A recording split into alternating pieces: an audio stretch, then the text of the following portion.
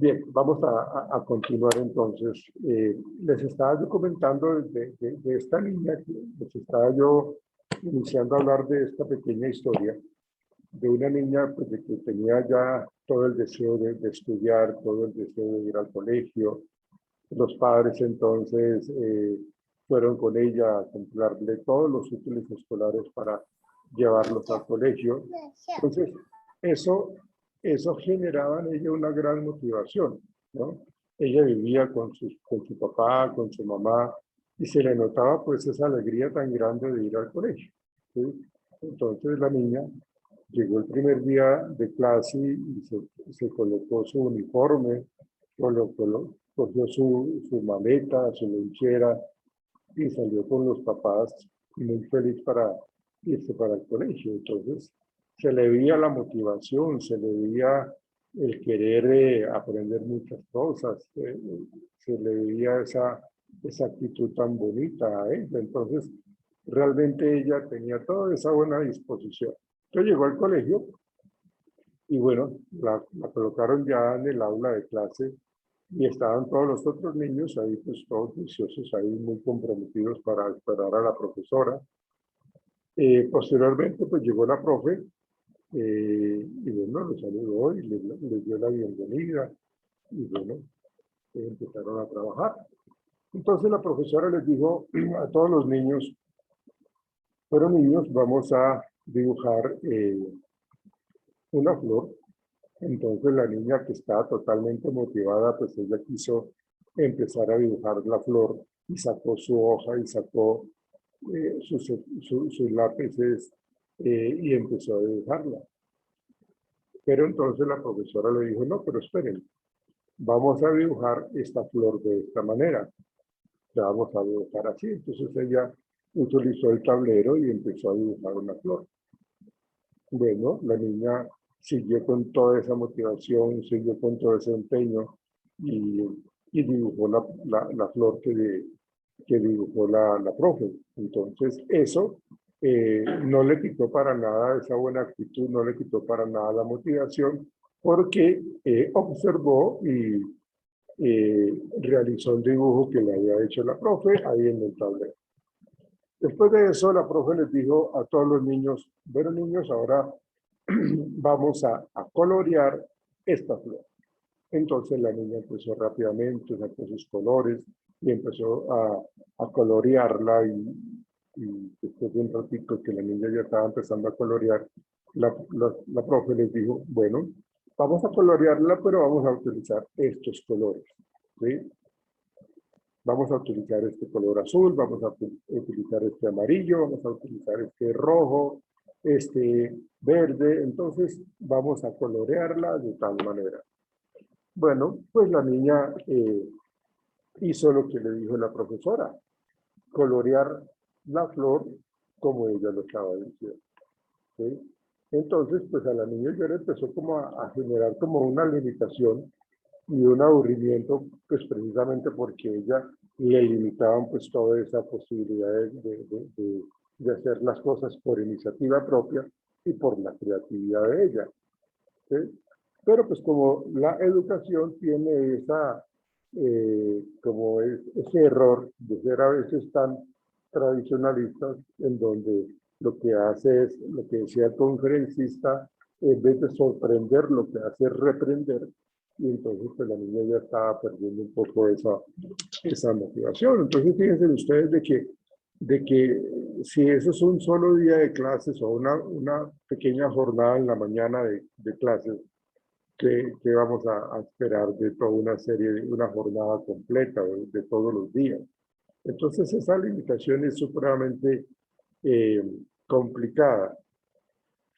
Resulta que a la niña, a los papás de la niña, pues los cambiaron de trabajo, entonces tuvieron que salir de esa ciudad donde estaban porque tenían que trasladarse, trastearse a otra ciudad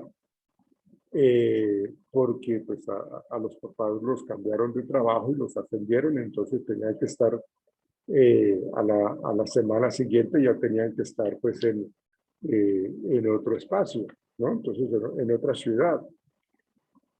Bueno, pues tuvieron que llegar allá y buscarle un colegio a la niña, buscarle ese espacio educativo para la niña. Y bueno, la niña pues ya no tenía esa misma motivación, ya la niña no tenía esa misma felicidad que demostró como su primer día de clase, ¿sí? Ya se veía un poquitico apagada la niña en cuanto a la motivación.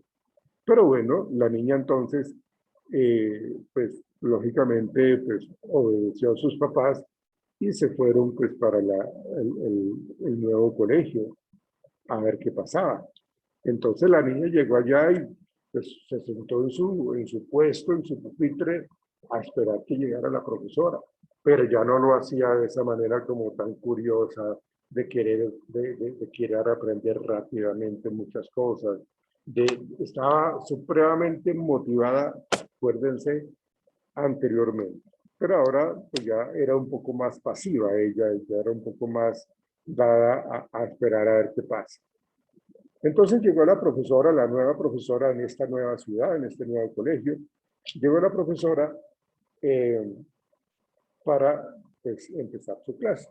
Entonces la profesora pues también muy contenta, con una muy buena actitud, con una muy buena disposición. Entonces les dijo a los niños, niños, vamos a dibujar una flor.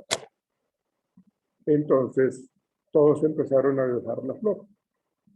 Y la niña les dijo, bueno, la niña que había recién llegado a ese colegio, pues la niña pues no empezaba a dibujar su flor, no sacó su hoja, no sacó su lápiz para empezar a dibujar la flor. Entonces la profesora se acercó y le preguntó por qué no había empezado a dibujar la flor. Y la niña, pues, muy tranquilamente le dijo, no, profe, lo que pasa es que yo estoy esperando que usted me diga cómo debo dibujar la flor. Y también estoy esperando seguramente que me diga cómo colorearla, ¿sí?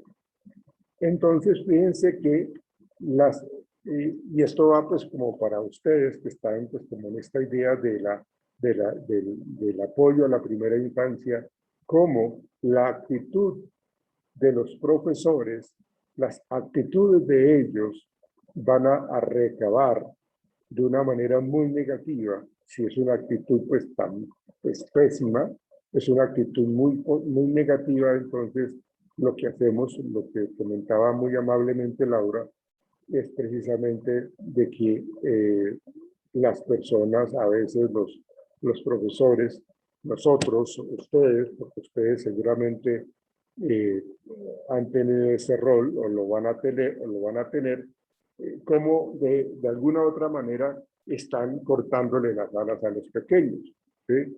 Entonces, cuando nosotros hablamos de la buena disposición de transmitir, de ayudar a las personas, a los pequeños en este caso, pues hay que tener esa actitud, hay que maravillar, como lo decía el conferencista, hay que maravillar a estos pequeños, ¿sí?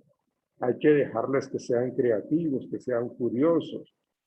Claro, hay que establecerles normas, porque no quiere decir de que por la libertad que se les dé absoluta, pues entonces los niños van a querer hacer lo que se les antoje. No, simplemente hay unos parámetros de comportamiento que se esperan sigan, ¿no? Pero los niños van a tener esa mejor disposición, van a tener esa mejor capacidad de aprender o de aprendizaje de acuerdo a lo que estamos recibiendo en el contexto académico. Pero resulta que no es solamente el contexto académico, no le echamos la culpa únicamente al sector educativo de estas situaciones, sino también de ese contexto social o de ese contexto familiar que seguramente también está afectando y está molestando el desarrollo de la personalidad del niño, ¿sí? Entonces es cuando nosotros tenemos a una serie de niños que tienen esa curiosidad y que son supremamente dados a ser creativos, pero los papás, los tíos, los abuelos se encargan de también cortarle la sala por la misma experiencia que ellos han tenido, por las mismas vivencias que tienen o que han tenido, ¿sí?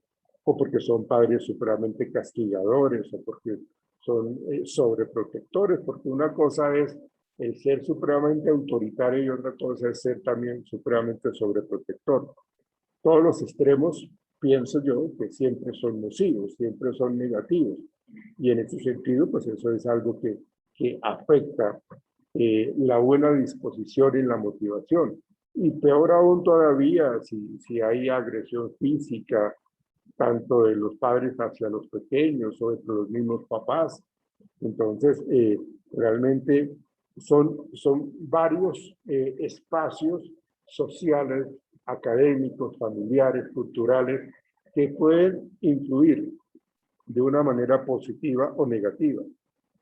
Y eso, en cierta manera, uno tiene que tenerlo en cuenta. ¿Cómo es el contexto en que están los pequeños? ¿De qué manera ese contexto o los facilita o les facilita el aprendizaje o les limita el aprendizaje? O por lo menos si tienen acceso al aprendizaje. Entonces, eso es algo muy importante y yo se los comentaba a ustedes ayer, señoritas, de cómo ustedes tienen que asumir ese criterio de autoevaluación, de autoconfianza, de credibilidad en hacer las cosas, ¿sí? Porque de aquí en adelante depende mucho su vida profesional, su vida académica y su rol profesional en donde ustedes estén vinculadas trabajando o su propia creación de empresa. De aquí dependen muchas cosas, de la capacidad que ustedes tengan de transmitir, de provocar, de tener esa buena actitud, de observar, de generar una serie de motivación en la gente que esté con ustedes, tanto en sus trabajadores como en los clientes, en este caso, los niños y padres de familia, ¿sí? Entonces, como lo decía el conferencista, hay que empujar, ¿sí? Empujar es como, venga, haga las cosas, atrévase a hacer las cosas, tenga esa capacidad de crear y debe creer en sus ideas, ¿sí? Entonces, empujemos a que las personas hagan lo que quieren hacer. Entonces, es la labor de ustedes como docentes, como futuras docentes o como personas que están relacionadas con los niños en la primera infancia, que puedan generar eso, ¿sí? Pero también lo que tú decías, Laura, el hecho de que tengamos toda una serie de ideas muy positivas, muy creativas en el contexto de preescolar, en el contexto de primaria, entonces, ¿cómo con el paso del tiempo, la brecha tan grande que hay en la secundaria y mucho peor la brecha mucho más grande que hay entre la secundaria y la universidad, ¿sí? Lo que sí es cierto es que la universidad le genera a uno cierto tipo de autonomía, cierto tipo de responsabilidad propia, ¿no? La universidad es un espacio más abierto, más libre, no hay tanto control, ¿sí? Como lo había antes en preescolar y en secundaria, o primaria y secundaria, ¿sí? Entonces, la sociedad muchas veces se encarga de generar espacios académicos muy automáticos o de muchísimos automatismos. Y eso es lo que tenemos que generar. Entonces, cuando hablamos nosotros de esa administración educativa, pues tenemos que generar cosas novedosas, innovar, crear, para poder entonces tener ese buen aprendizaje en ello. De hecho, que nosotros también podamos aprender de ello, ¿sí? Que aprendamos de su creatividad, de su curiosidad, de su ingenio, ¿sí? De su inocencia inclusive. Entonces, esto es algo muy importante que yo les quería compartir en el día de hoy para que evalúen su actitud, evalúen cómo, porque el tema de hoy, como yo comencé hablándolo, tiene que ver con esa función social de la educación. Y nuestra función entonces como profesionales en esta área, en el caso de ustedes, es precisamente reconocer ese vínculo, esa relación entre ustedes como educadores, entre ustedes como administradores educativos, ustedes como esas personas que quieran ayudar a los pequeños y que tienen tienen ese deseo social de ayudar. Entonces, en la medida que ustedes lo hagan con una muy buena disposición, con una muy buena actitud, con un buen compromiso, sobre todo, con lealtad, con responsabilidad, con valores, seguramente ustedes van a fluir fácilmente. De lo contrario, pues van a hacer más de lo mismo. Y no queremos que sea más de lo mismo, queremos que sean las cosas más de motivación o de automotivación. El ejemplo que yo les comenté ahorita con respecto a la niña es ese espacio que permite la creatividad o es ese espacio académico que limita la creatividad. Entonces, ¿en dónde se van a colocar ustedes? ¿Qué es lo que van a hacer ustedes? ¿Lo van a hacer de esa manera o por el contrario van a ser personas que realmente valoren el aprendizaje, que valoren la motivación, que valoren la persona, que valoren las emociones, porque pues estamos trabajando con seres humanos. Y el ser humano, ustedes lo saben, se siente, se emociona, se enoja, se entristece, se alegra. Y eso depende mucho de cómo nosotros lo estemos asumiendo en este momento. No sé si hay alguna otra pregunta al respecto, señoritas. ¿Algún otro comentario? Gracias, Laura, por tu aporte, fue muy interesante, al igual que el de Jimena. ¿Algún otro comentario? Me gustaría escucharlas, señoritas. Yurley, Giselle, Juliana, Yurley Vargas, Bolaños, Geraldine. Tú también estás, ¿verdad? El que no te vea no quiere decir de que no estés. Pues es que no sé si estás ocupada ahorita o no. Pero si tú tienes aporte, Geraldine, me gustaría mucho que también participara. El hecho de que no tengas la cámara allí disponible no quiere decir de que no dejes tus aportes. Entonces, me gustaría también, o nos gustaría, escuchar. Entonces, Aquí estoy, profe. ¿Ahí me escuchan bien? perfectamente, sí, señorita. Bueno, pues mi interpretación con respecto al video es que en el colegio nos forman supuestamente para el futuro, pero no nos están formando como seres. O sea, cuando uno llega a la universidad, por eso ocurre muchas veces que uno llega y cambia de carrera porque no sabe en qué va a estar, o sea, en qué se metió prácticamente. Y es importante que desde el colegio nos formen en esa seguridad de el querer ser y el saber ser, como individuales que somos, porque pues muchas veces nos basamos en lo que la familia, los amigos nos dicen y uno entra a estudiar algo que definitivamente no es para lo que uno pues vino al mundo o fue destinado.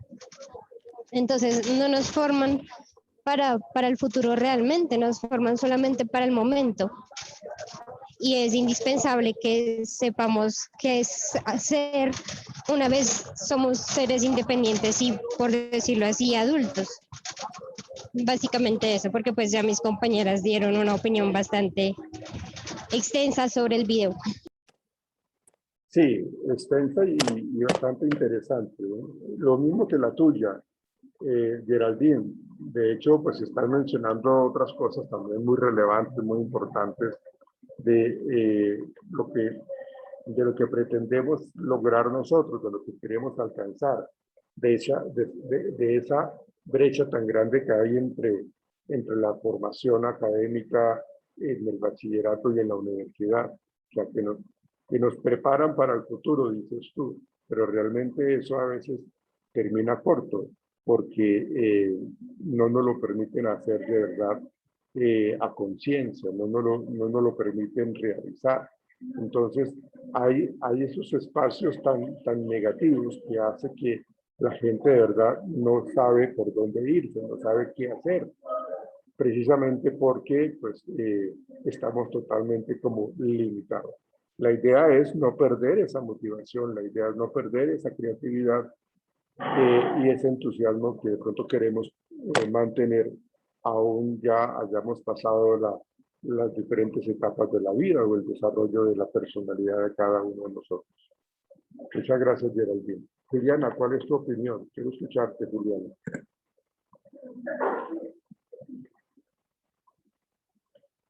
Juliana.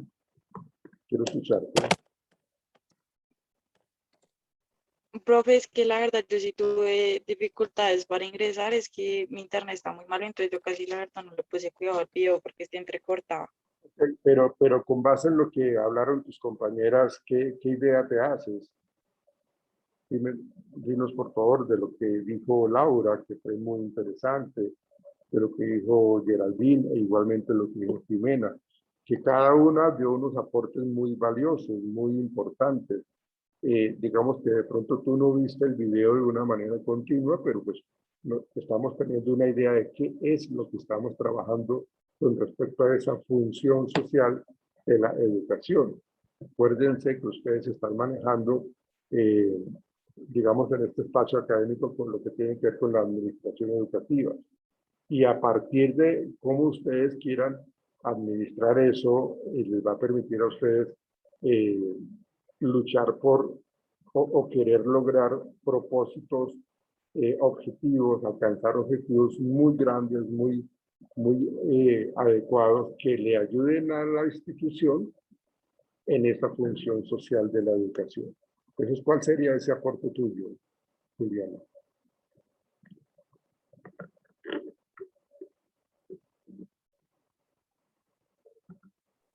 No, la verdad no les puse cuidado. Sí, Juliana, importantísimo que estés, no que estés presente, pero a la vez ausente. Tiene que estar muy atenta a lo que comentamos todos, ¿no? Porque entonces pues, estarías perdiendo el tiempo. Digamos que eso que tú estás demostrando, pues demuestras como un bajo compromiso, y no lo digo como por llamarte la atención, sino precisamente con el tema que estamos trabajando, ¿no? Porque ahí se nota que de pronto no hay compromiso, que no hay buena disposición, que no hay buena actitud. Entonces tú estás partiendo de esa base como de no interesarte pues absolutamente nada, porque realmente pues, la actitud de no estar atento a lo que comentan tus compañeras, pues genera pues como esa falencia en el aprendizaje, ¿no?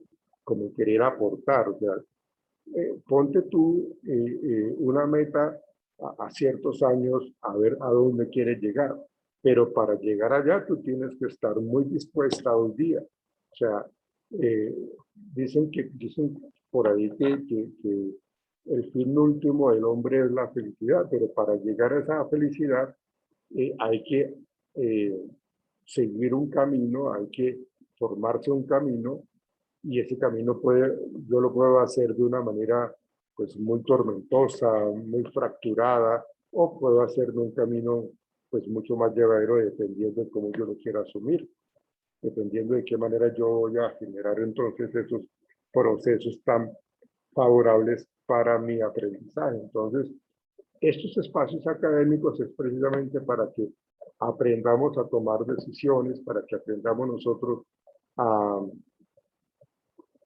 a seguir como un camino mucho más positivo, un camino mucho más favorable, mucho más creativo. Pero si lo manejamos de esa manera, pues lógicamente, pues creería yo que tú misma te estás engañando porque no estás prestando atención. Entonces, pues sí te recomiendo, Juliana, de que lo pongas en práctica, que tengas en cuenta lo que hemos hablado y lo pongas en práctica, por favor. Yurley, ¿cuál es tu opinión, por favor? Yurley Vargas. Pues respecto a lo que ya dijeron las compañeras, o sea, como la innovación, como lo que el video decía que el wow, algo sorprendente. Oh, Por decir, en mi colegio, hice sexto, séptimo y parte de octavo con profesores como muy extrovertidos y hacían cosas muy interesantes como para que a uno se le quedaran mal las cosas. Y ya cuando hubo ese choque con otros profesores que cambiaron, ellos venían con la metodología de solo dictar, solo operaciones, le damos esto, resuelvan, y por decir uno en el caso que en la evaluación pues no le queda a uno muy claro todos los temas, ¿sí? Y las evaluaciones, profe, qué pena es que no entendí esto. Ay, yo no sé, yo lo expliqué en la clase. Y como que, pero si es que, o sea, a veces nos entregaban los talleres y tenga hágalo, y no nos daban la explicación ni nada. Entonces, como que el wow de los profesores anteriores era como que ellos buscaban nuevas metodologías como de enseñanza, de aprendizaje para que nosotros retuviéramos más. Y en las horas cuando eran las evaluaciones, como que los profesores anteriores nos hacían como un repaso, recuerden que vimos esto, esto, esto. Y pues para mí me gustaba más esa metodología porque pues no se le quedaban malas cosas. A la hora de la evaluación pues era más fácil resolverla. Si tenía dudas con los profesores, eso lo expliqué tal clase, recuerde que una cosa, que la otra. O sea, para mí como que el super guau es eso. La manera de aprender y de enseñarles nuevas maneras a los niños. Claro, sí, fíjate que no recordaba ese espacio de la charla que nos hizo el conferencista del wow, ¿no? De cómo, bueno, la verdad estamos sorprendiendo, o la verdad el estudiante, el pequeño, pues está sorprendido precisamente por lo que le está compartiendo su profesor, su profesora. Entonces, ese wow es supremamente importante porque va de la mano de la motivación, que se va de la mano de wow, mire qué cosa tan interesante, yo no sabía esto. Entonces, ese wow lleva a la curiosidad, ese wow lleva al sorprendimiento, ese wow lleva a querer hacer las cosas, como a querer aprender.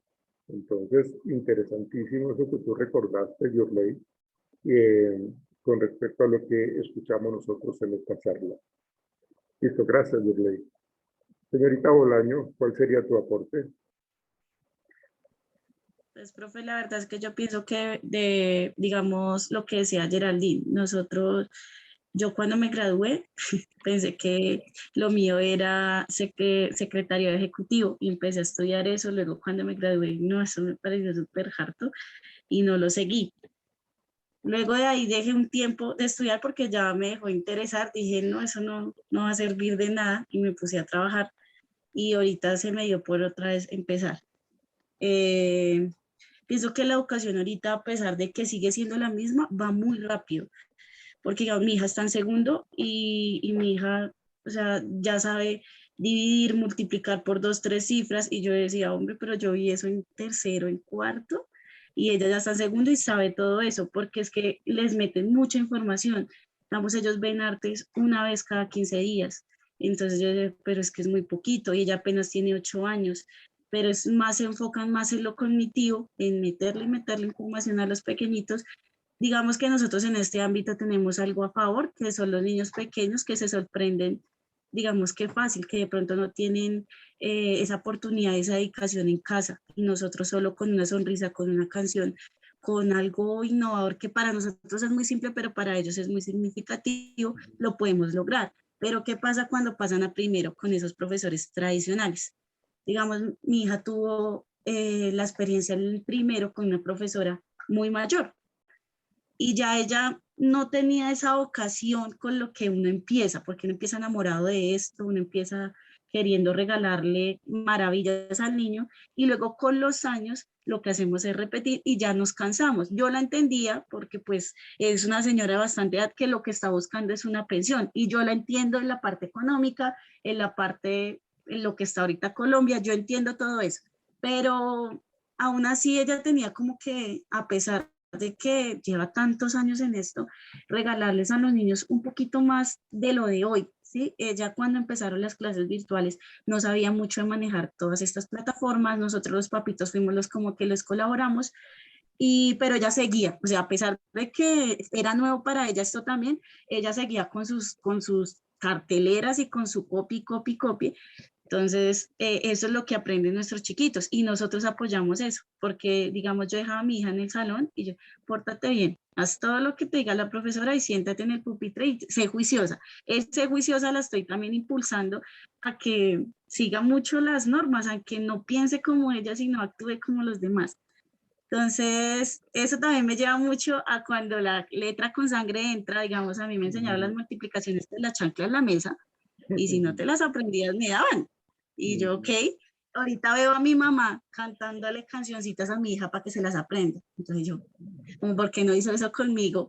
Sí, a mí sí fue por las malas. Entonces siento que eso también evoluciona, y y pues a veces a uno no se le quedan las cosas. Yo no me acuerdo de muchas tablas de multiplicar, así en ese entonces me las haya aprendido a punta de golpes, yo ya no me acuerdo. Pero mi hija, digamos que sí tiene esa retentiva, pero no explora más allá, no lo sacan mucho, todo es ahí en ese pupitre. Entonces, esa es mi aporte. No, muy valioso. De hecho, tocaste un tema muy interesante y es de la sobrecarga, ¿no? Toda esa sobrecarga que de pronto pueden estar teniendo los pequeños en el aprendizaje, que los acumulan y les acumulan y los sobrecargan. Uno tiene claridad con respecto a que pues, todo tiene su momento, todo tiene su espacio para el aprendizaje. Cuando nosotros sobresaturamos a los pequeños, pues lógicamente los estamos cargando de mucha información y eso termina afectando de una manera muy fuerte, ¿sí? Y los niños son eso, los niños son niños que necesitan aprender a su ritmo, que necesitan descubrir su mundo inmediato, pero a su ritmo. No tenemos hay muchos padres que cometen esos errores con respecto al aprendizaje de los pequeños, es que lo colocan en cursos de sistemas, que cursos de inglés, que cursos de natación, que en cursos de tenis, que cursos de muchos cursos. Entonces, la vida del pequeño se le convierte en estudiar y en estudiar. Sí, claro, aprende muchas cosas, aprende muchísimas cosas, pero pues también lo estamos saturando. Entonces, eso que tú dices de la sobresaturación, de la sobrecarga, es algo que uno tiene que también tratar de erradicar, porque pues, el niño es eso, como les digo, un niño y necesita tener sus espacios de socialización, de juego, recreación, pero lo que tú también decías, bajo unos parámetros de comportamiento, de una normatividad que son importantes establecerlos en ellos, ¿sí? Que no se sientan que pueden hacer lo que se les antoje sin respetar los derechos de los demás o los espacios de los demás. Eso es muy importante lo que tú mencionaste, Yerleis. Giselle, ¿cuál sería tu aporte? Gracias, Yerleis Bolaño. Pues yo creo que nosotros necesitamos como docentes tener el factor sorpresa. Cuando uno tiene el factor sorpresa en los niños es una atención hacia nosotros y hacia las actividades que tenemos y por ende va a ser un aprendizaje significativo porque lo primero que van a hacer es curiosear y como explorar lo que nosotros le vamos a brindar. Entonces es como el tema sorpresa, como innovación y experimentación y observación. Son como esas 4 partes que me parecen fundamentales, porque si el factor sorpresa no da lo que uno quiere darle a los niños, entonces al observar la actitud de los niños se va a dar cuenta que no sirvió de nada, porque el factor sorpresa no sirvió, entonces ya vamos mal. Entonces hay que mirar como el factor sorpresa y la observación. Mira, Sí, ahí tuviste tú un factor sorpresa, ahí te llegó tu factor sorpresa. sí, acá lo tengo, mejor dicho, pegado. Ese es tu factor Y sorpresa. sí, entonces él está, digamos, lo tengo, por eso lo digo, porque él está acá pendiente de lo que hablo, digo, escucho. Ujú. Entonces yo necesito como darle un factor sorpresa al niño para que se quede quieto y observe y experimente eso mientras yo estoy haciendo otra cosa. ¿Sí? Ujú. Por eso lo digo. Entonces, digamos, desde que él esté motivado y le guste las actividades, va a tener un aprendizaje muy significativo y a lo largo de la vida. Ujú. Entonces, Pero fíjate que no es únicamente, no, bueno, no, ¿tu niño qué edad tiene él? tiene 2 y medio. ¿Y con quién vives tú, Giselle? Con mi esposo y con mi hija. ¿Solamente tienes un hijo? No, tengo mi esposo y 2 hijos, una de 12 años y otra de 2 añitos y medio. O sea, tienes 2 hijos, ¿no? Sí, Y normalmente, ¿quién está con los niños? ¿Ustedes dos como papás o hay algunas otras personas adultas? no hay más, solo nosotros. Ok. Pues bueno, eso es importante porque así como tú estás planteando como la manera como tú lo quieres ir como formando en ese tipo de motivación, de sorpresas, pues digamos que tu esposo también tendría que estar hablando el mismo lenguaje, ¿no? Ustedes dos tendrían que actuar de una manera similar, precisamente para poder favorecer ese aprendizaje motivacional de sorpresa, de creatividad en el pequeño. ¿Por qué lo digo? Porque si tú hablas algo y tu esposo hace algo diferente, pues entonces pues ahí como que los confundimos, ¿no? O él dice algo y tú haces algo diferente, tú das una orden y él da otra, pues también es algo totalmente que los termina confundiendo. Entonces, eso que tú estás mencionando es importante, pero siempre y cuando se maneje de una manera pues como organizada y manejada por ustedes dos. Por eso yo te preguntaba de con quién viven los pequeños. Porque si la familia es más universal, es más grande, donde viven tíos, primos, abuelos, una cantidad de gente, pues entonces todo el mundo va a querer decirle al niño o a la niña que haga esto, no lo haga, suba, baje, traiga, lleve.